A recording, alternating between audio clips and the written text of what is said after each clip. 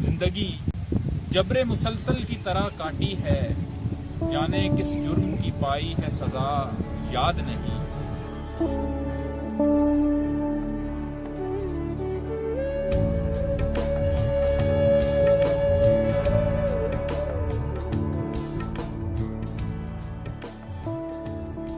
السلام علیکم۔ اٹک railway station پہ موجود ہوں، ماضی گمگشتہ کی کچھ یادوں کو سوچتے ہوئے۔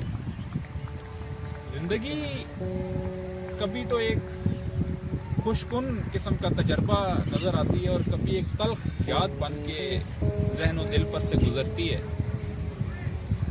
ہم جیتے تو حال میں ہیں، لیکن اپنے اس حال کو ہم ماضی اور مستقبل کی گرفت سے آزاد نہیں کروا پاتے۔ کبھی ہم ماضی میں کھوئے رہتے ہیں اور کبھی مستقبل کے اندیشے ہمیں پریشان کرتے رہتے ہیں۔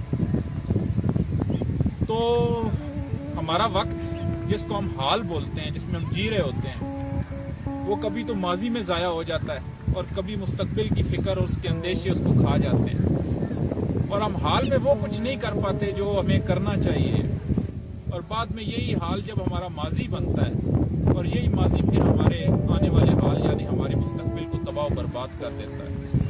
تو ہونا تو اسی طرح چاہیے کہ ہم حال میں جئیں اور نہ ماضی کو یاد کریں، نہ مستقبل کے اندیشے خود کو لاحق کریں، کیونکہ نہ تو ماضی ہماری گرفت میں ہے اور نہ ہی مستقبل کو ہم اپنی گرفت میں لا سکتے ہیں۔ بس صرف اور صرف ہمارا حال جو ہے وہ ہماری گرفت میں ہے، ہمارے ہاتھ میں ہے۔ اور حال کیا ہے؟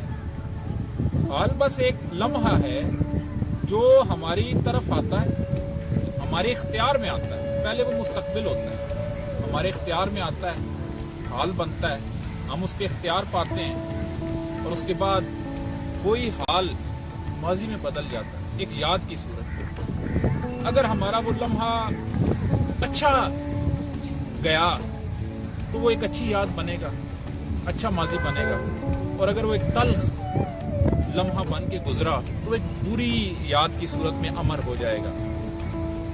تو ہم میں سے بعض انسان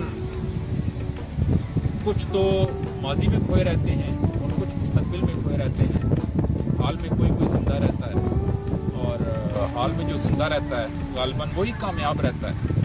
اور اس پہ مجھے آخر میں ساغر صدیقی صاحب یاد آ رہے ہیں، جو کہ کیا کہتے ہیں کہ زندگی جبر مسلسل کی طرح کاٹی ہے، زندگی جبر مسلسل کی طرح کاٹی ہے، جانے کس جرم کی پائی ہے سزا یاد نہیں۔ اور میں نے پلکوں سے درے یار پہ دستک دی ہے، میں وہ سائل ہوں جسے کوئی صدا یاد نہیں۔ آؤ ایک سجدہ کریں عالم مدہوشی میں، آؤ ایک سجدہ کریں عالم مدہوشی میں، لوگ کہتے ہیں کہ ساغر کو خدا یاد نہیں، لوگ کہتے ہیں کہ ساغر کو خدا یاد نہیں۔ اللہ حافظ۔